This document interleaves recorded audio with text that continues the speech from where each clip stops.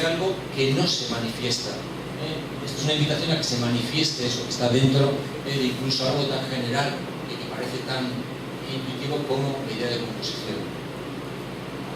Y ya entonces, si seguimos reconstruyendo el concepto del nivel para llegar al nivel de composición, vemos que otro tipo de relación entre niveles es la relación de integración, que responde a la cuestión de cómo están las partes constituidas en todo. Ya con la relación de composición ya hemos dotado de contenido a la relación de parte-todo, de cómo están, ya podemos hablar no solo de elementos, sino también de componentes. Aquí nos va a decir cómo se constituyen los todos, no tomarlos como ya hemos concluido. Es decir, especifica un tipo particular de relación de composición. Produce, cuando hablamos de niveles de integración, es porque se ha producido o se ha generado un nivel superior coherente. Eso significa integrado. Por lo que Joe Collier en su trabajo muy profundo a este respecto habla de considerar cohesivo, la relación de cohesión. La relación de integración entre niveles no se da en cualquier tipo de relación de nivel, se da cuando surge un tipo de unidad autocontenida que se caracteriza por sus propias propiedades características y tiene una extrema integración entre las partes en sistemas complejos. Tengo muchos ejemplos desde los sistemas autoorganizados más básicos hasta los sistemas disipativos alejados del equilibrio hasta los sistemas altamente integrados, que serían los sistemas organizados o los que tal vez lleguen. Pero bueno, aquí tenemos una relación entre niveles más específica, más concreta, que no es cualquier, no todos los casos son relaciones de integración, pero algunos casos lo son. Y yo creo que también los que nos interesa en esta sala son casos en los que se da esta integración en una unidad superior coherente. Tenemos otro rasgo, el de la emergencia. Si la integración especifica la relación de los todos hacia sus partes, la relación de emergencia especifica aún más el proceso particular de formación, al menos en algunos casos. Clásicamente, la emergencia lo que ha solido implicar, hoy en día tenemos un renovado interés y una renovada discusión en los últimos 10 años de nuevo sobre el concepto de emergencia, pero clásicamente, si nos vamos a Philip Morgan, si nos vamos a los clásicos, tenemos las dos características de impredictibilidad y novedad cualitativa, que también aparece en los años 30 en el contexto de la escuela de los niveles de integración. Estas son las cosas que caracterizaban a la emergencia, la impredictibilidad y la novedad cualitativa. Y también implica clásicamente una segunda cuestión, que es el enraizamiento en el nivel del nivel superior en el nivel inferior. El nivel superior no es autónomo de todo, no es independiente de todos los niveles superiores, surge y está grounded, está unido al nivel inferior. Esto estaba presente ya en la definición de Salford. Pero esto añade entonces la integración, pero además la integración en forma de emergencia, cuando las propiedades que aparecen en los todos integrados son propiedades impredictivas y además son propiedades cualitativamente nuevas. Por supuesto, tanto la impredictibilidad como la novedad cualitativa puede dar lugar a mucha discusión y da para mucho debate, pero ahora no vamos a entrar en ello. La cuarta característica, el cuarto rasgo que va constituyendo las relaciones de los es la de regulación, si queremos control, aunque control es un término más cargado, con más connotaciones, y a veces es conveniente evitarlo. Pero aquí estamos intentando dar cuenta de la relación por la cual los niveles superiores, que no olvidemos, son niveles de emergencia y de integración y de composición, con lo cual son niveles que están derivados de algún modo por medio de la integración y la emergencia de los niveles inferiores. Esa es una condición para el tipo de regulación que estamos hablando aquí. Ejercen a su vez alguna influencia sobre esos mismos niveles inferiores. Aquí tenemos ya un tipo de relación entre niveles, una modalidad de nivel que es más exigente que las hemos visto hasta ahora. Son aquellos niveles en los que ejercen alguna acción sobre los niveles inferiores. Es un tipo de relación de este tipo. Pues esta es la relación que debería dar cuenta, pues, tanto de las formas más discutidas, pues, también en la literatura filosófica y sobre la biología muy discutida de la causación descendente, todo el sobre downward causation, como también debería dar cuenta de los casos quizás más simples o no tan problemáticos, como los de la regulación cibernética o el control, máquinas, artefactos o sistemas artificiales. Pero siempre tenemos que ser capaces de identificar esta relación entre niveles con estas características. Y por último, entonces, el objetivo al que me dirigí es que la relación de organización entre niveles, entonces el concepto o la frase niveles de organización, en esta reconstrucción que estoy proponiendo, implicaría la combinación de los 4 rasgos precedentes, y todos ellos tienen que estar presentes. Por tanto, al hablar de organización, nos estamos refiriendo a sistemas complejos que implican una forma de interrelación entre componentes que va más allá de la mera composición. Niveles de organización no son solo composicionales, que tienen una determinada característica de composición, como hemos dicho, pero además están integrados, son casos emergentes, ejercen un control, y todo eso tiene que estar presente. Nos referimos a sistemas, cuando hablamos de organización y de relación de organización, que presentan propiedades globales integradas, propiedades que, si bien se derivan de las de sus partes componentes, son emergentes. Y además son sistemas que regulan de alguna manera el comportamiento o la dinámica de sus elementos constitutivos. En mi opinión, cuando hablamos de niveles de organización, estamos en general hablando de todos estos rasgos. Y de hecho, si ahora, después de haber llegado hasta aquí, no nos voy a aburrir, pero pasáramos atrás a ver la definición de Winsor o la de Salce, veríamos que corresponde a este tipo de idea. Y esta relación de organización va unida a otra pregunta: bueno, ¿cómo hacemos operativo esos conceptos, no ya en el caso más sencillo, como he dicho antes, más de tipo cibernético, de sistemas artificiales creados, sino en los casos naturales?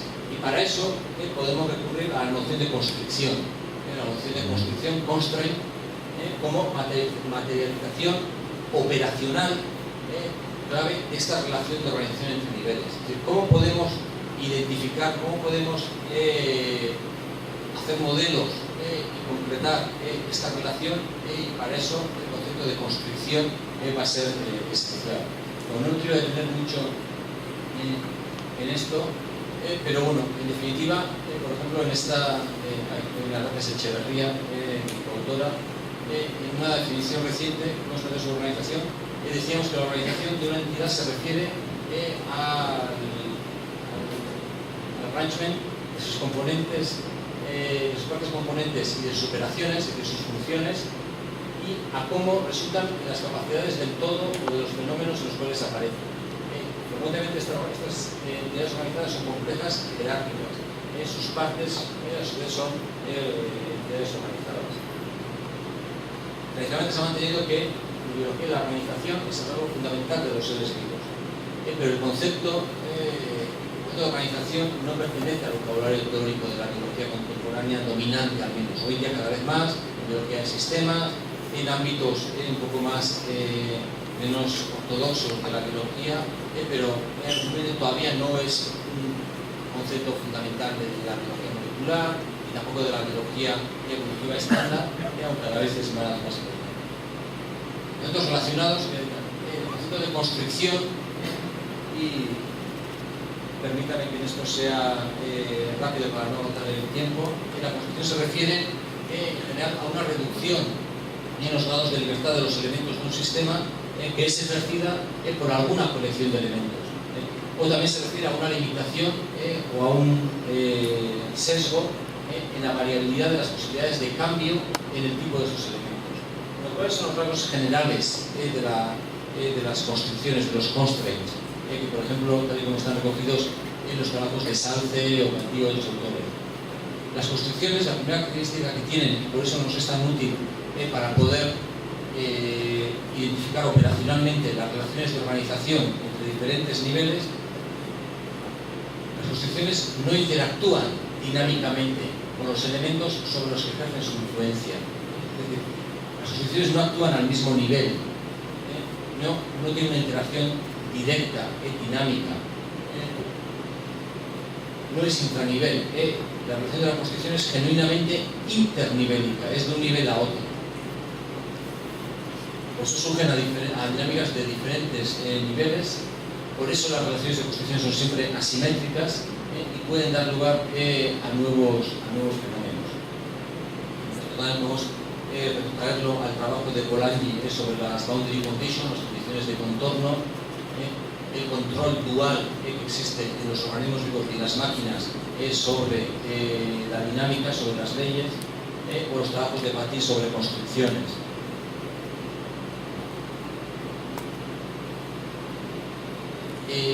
Solo como ilustración, porque si no nos podemos ir muy lejos, pero son los objetos relacionados y darían lugar para toda una charla completa. Pero simplemente para hacer una idea de a qué nos estamos refiriendo.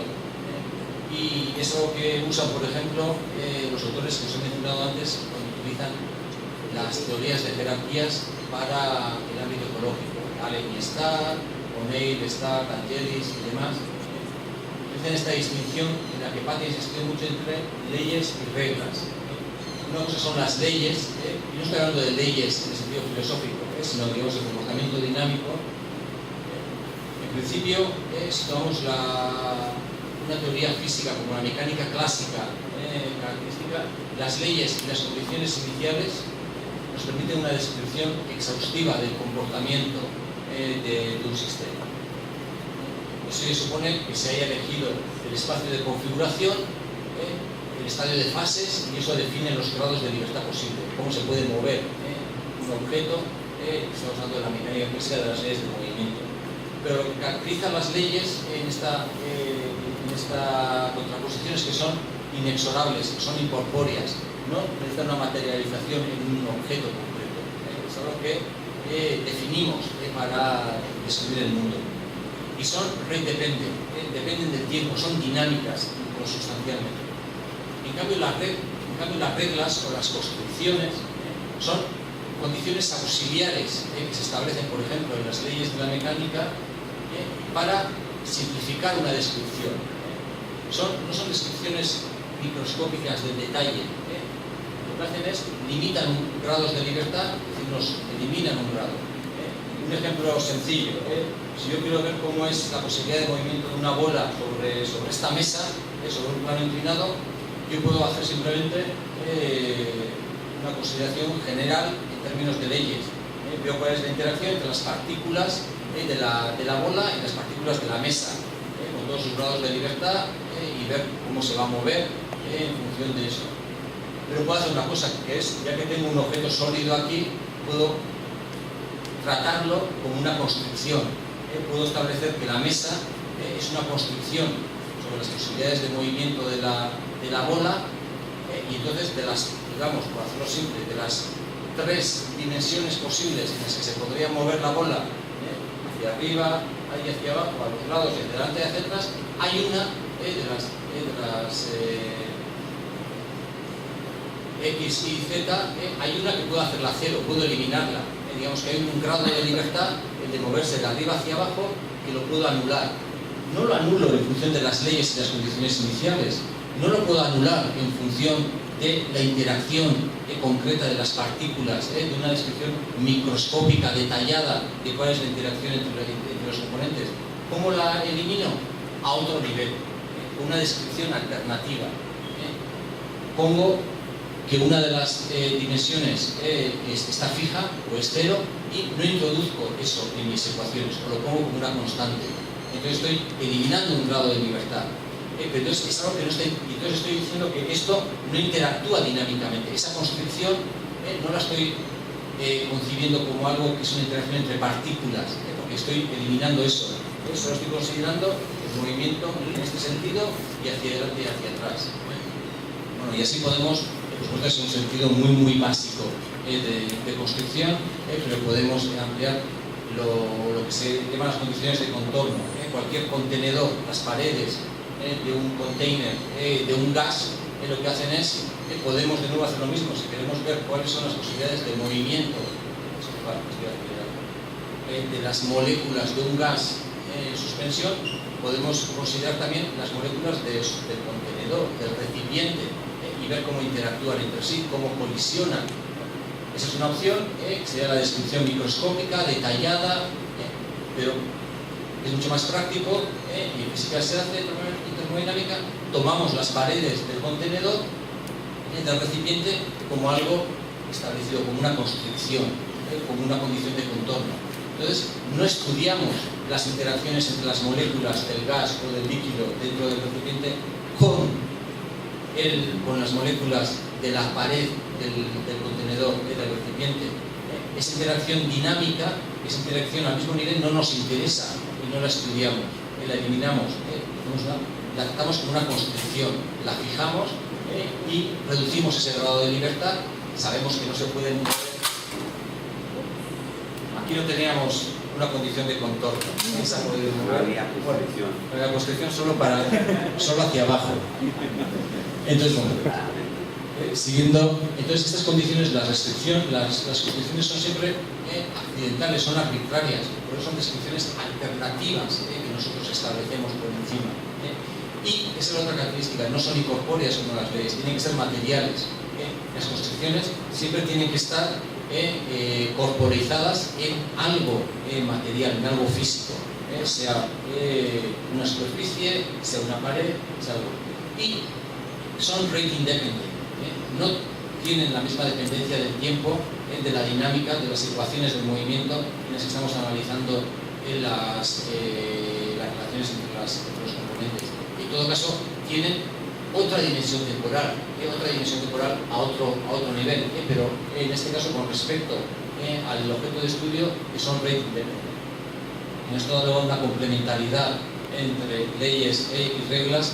Ya les digo, por ejemplo, trabajan mucho esos autores que han aplicado las teorías de las jerarquías a los casos ecológicos.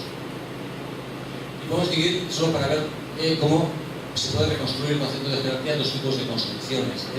Las holonómicas serían aquellas condiciones auxiliares, pero que limitan permanentemente los grados de libertad, sería como el caso de la mesa o como lo de las paredes de un continente. Son estructuras fijas, pasivas, independientes del tiempo, de cualquiera, y establecen por lo tanto algunas relaciones fijas entre algunas coordenadas del sistema.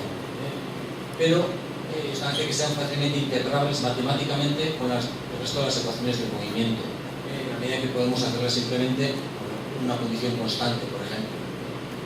En cambio, hay otro tipo de condiciones que son las condiciones no holonómicas, que van a ser las que nos interesen más a los casos de la organización, en los que las condiciones auxiliares son condiciones auxiliares, variables, y que limitan los grados de libertad del sistema, pero en el tiempo, no limitan permanentemente, lo limitan temporalmente. Por lo tanto, son estructuras dinámicas que establecen a su vez una estructura dependiente del tiempo. Pero esto introduce una dificultad mayor, porque nos introduce una segunda dimensión temporal que tenemos que tener en cuenta también. Pero no es la dimensión temporal, digamos, de base, sino que es la dimensión temporal de la construcción que no actúa en todo momento. Y por lo tanto no son fácilmente integrables con las leyes del movimiento, da muchos problemas en física, porque tenemos una escala temporal diferente. Pero uno, es lo que está en la base de los procesos de control y de clasificación. Cuando hablamos de ese rasgo del control, es porque vamos a tener esto. Soy consciente de que esto ha sido unas pastillas rápidas y poco fácilmente digeribles, pero es solo para proponer que lo que he hecho con el trabajo, con el concepto de nivel, también propongo que se pueda hacer con el concepto de jerarquía, una vez que tenemos el concepto de nivel, que es intentar reconstruir también el concepto de jerarquía de esta forma, reconstruirlo epistemológicamente a partir de conceptos más básicos, lo que hemos podido definir o desarrollar previamente. En ese sentido, la principal tarea a la hora de desarrollar una teoría de las jerarquías o de desarrollar una concepción jerárquica que nos sirva en nuestro particular ámbito de estudio a la hora de hacer modelos jerárquicos es comprender cuál es la relación internivélica. Para eso hace falta también un criterio de articulación entre conceptos. Proponer también una progresión coherente que vaya de nuevo de lo más general e irrestricto, de lo más general y sin restricciones, a lo más específico y a lo más condicionado. En los casos más generales de jerarquías, a los más específicos que nos sirven para ámbitos o para áreas científicas particulares. Y por ejemplo, y aquí no voy a hacer toda la reconstrucción completa, pero solo para mostraros para mostrarles cómo se puede hacer esto, planteo que se puede haber 3 grados sucesivos de relación internivelismo, que nos pueden proporcionar 3 definiciones complementarias de jerarquía. De nuevo, no son exclusivas, ordenan de lo más general a lo más específico y cada definición satisface sucesivamente las condiciones establecidas en lo anterior, pero no viceversa. Es decir, de nuevo, mantienen una relación de especificación, como nos describe Salce en su obra. Y serían, por ejemplo, eso es un ejemplo. Esto lleva detrás toda una reconstrucción detallada, como en el caso de los niveles, que no voy a presentar aquí, pero como propuesta. Podríamos tener una relación, una idea de jerarquía como relación internivelética genérica, la más amplia, igual que la de composición, pues aquí tenemos la relación jerárquica más amplia. Simplemente sería una relación de orden parcial, transitiva y asimétrica entre niveles, que tienen que ser más de uno y que tienen que constituir un sistema. Como ven, hay condiciones bastante concretas, no cualquier cosa va a ser una jerarquía, pero esta es, digamos, la acepción más general. Cualquier cosa que, digamos, con sentido, no trivialmente, nos parezca que nos es de utilidad describir jerárquicamente, por lo menos será este tipo de relación. Pero puede haber relaciones más específicas que nos permitan ahondar y profundizar más, como puede ser la jerarquía como interacción, una interacción de constricción global. Sería el caso en el que tenemos una relación de constricción en la que los niveles superiores limitan globalmente y de forma permanente los grados de libertad de los componentes de los niveles inferiores. Y sería lo que Paty llamó jerarquías estructurales. Y se podrían constituir a través de construcciones holonómicas, esas construcciones que limitan permanentemente los grados de libertad de un sistema. Eso es el concepto operativo que nos puede permitir describir materialmente una relación internivelética como la de construcción global. Es una construcción global inespecífica sobre todos, de forma global y de forma permanente, los grados de libertad de los componentes. Y podemos tener otro tipo de relación internivelética todavía más específica y que es la que va a aparecer también en los casos de organización, que sería la jerarquía como control, como relación internivelética de control, que ya hemos definido antes. Y aquí, ¿qué tipo de construcción es la que opera aquí? Es una construcción específica. Sería una relación de construcción en la que los niveles superiores limitan, no ya globalmente, sino de forma individual, específica, y no solo de una vez y para siempre, sino de forma variable en los grados de libertad de los componentes específicos de los niveles inferiores. Y si nos fijamos, esto es lo que se va a dar en la mayoría de los casos en los sistemas biológicos. No es en la organización biológica de los organismos, que es de la que más he trabajado yo, pero me da la impresión que también en muchos casos de relación jerárquica en sistemas psicológicos. Pues, se van a los 3 tipos, pero también el tercer tipo, que sería lo que Paty vino a llamar jerarquías funcionales. Como ven, estos 3 son conceptos relacionados, el de organización, construcción y jerarquía, que a su vez pueden dar lugar a un trabajo tan detallado como muestro con el de nivel. Pero para sacar algunas consecuencias del análisis conceptual que hemos hecho del primero, de los niveles, y para contraponerlo con la posición y con el planteamiento de autores de los neomecanicistas, yo creo que unas consecuencias que podemos sacar, y es lo que propongo que se pueda hacer en otros ámbitos, con otras propuestas que haya en el ámbito, por ejemplo, ecológico, pues cómo poder comparar, aquí una consecuencia sería que la mera composición no basta, tal y como están planteando Bechtel o Kreiber, están intentando definir sus niveles de composición, sus niveles de mecanismos en términos de niveles de composición.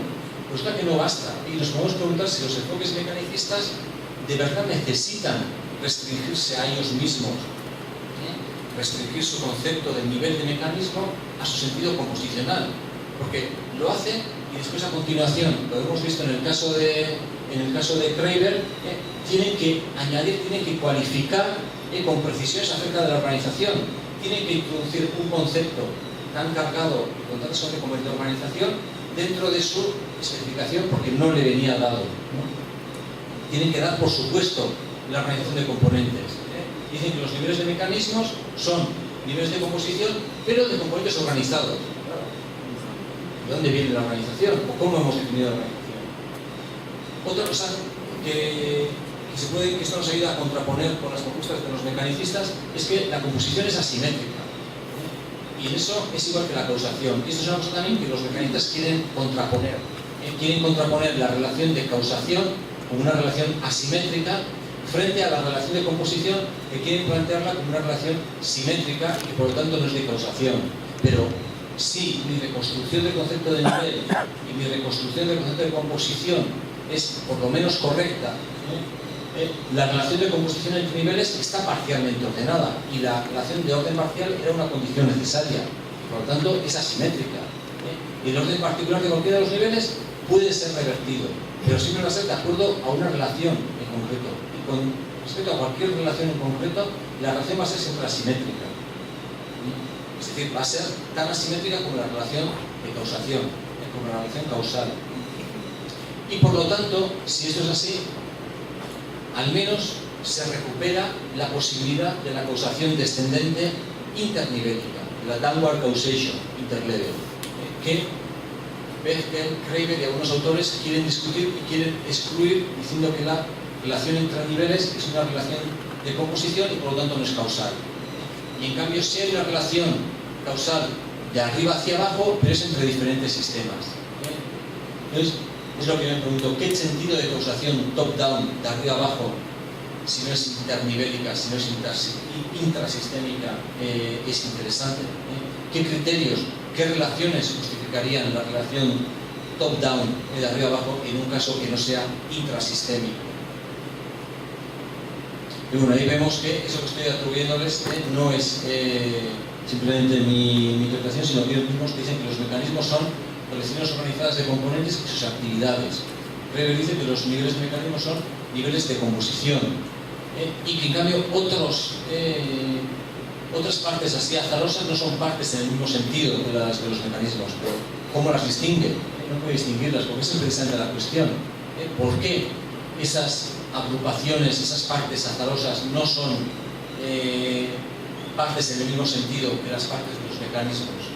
Se necesita algo más que la composición para poder distinguir lo que son propiamente partes y partes de mecanismos en concreto. La organización exacta de las partes, la organización precisa de las partes, a diferencia de la mera extensionalidad mereológica, de la mera estar dentro de. Esta organización exacta de las partes reclama la integración más allá de la mera composición, reclama alguno de los otros rasgos que hemos visto en nuestra reconstrucción del concepto de nivel. Por ejemplo, ellos insisten en que los efectos que están mediados mecanísticamente son híbridos de relaciones constructivas y causales. Y quieren distinguir las relaciones constructivas y causales, yo estoy de acuerdo en que haya que distinguirlas, pero según esta idea, en la que para ellos las relaciones constructivas son internivélicas y las relaciones causales son exclusivamente intranivélicas. Esto es lo que quiero discutir, pero no quiero discutirlo solo diciendo que yo no estoy de acuerdo con ello o planteando un enfoque diferente, sino yendo más atrás a reconstruir el concepto de nivel. Y porque la idea de nivel tiene una serie de consecuencias, por eso puedo discutir con Kreiber o con Bechtel que la relación internivélica sí es una relación de constitución, pero que la relación causal no es solo una relación infranivélica, y que la relación internivélica no es solo constitutiva. Y además también puedo decir que todas las relaciones internivélicas sean simétricas. No me parece que lo sean. La relación bajo y todo no es una relación simétrica tal y como lo has reconstruido. Entonces, yo creo que lo que pasa con Kreiber y Bechtel y con los nuevos mecanicistas es que están teniendo un planteamiento muy interesante para abordar los mecanismos biológicos, pero si mi análisis es correcto, y es esto a lo que venía toda esta reconstrucción, es que ellos dicen estas cosas porque solo están considerando un único tipo de relación internivel, la de la simple composición, y en concreto la de la simple composición anidada, nested. Si tuvieran una concepción de nivel más amplia o una concepción de composición más compleja, no tendrían este problema o no tendrían esta vía de excluir la downward causation. Y eso es lo que propongo, que este tipo de trabajo puede ser útil para confrontar enfoques en otras áreas, en otros ámbitos, para confrontarlos ya no solo con el producto final, si sus propuestas de modelización me convencen o no, sino para confrontarlos en cuáles son cómo están construidas, qué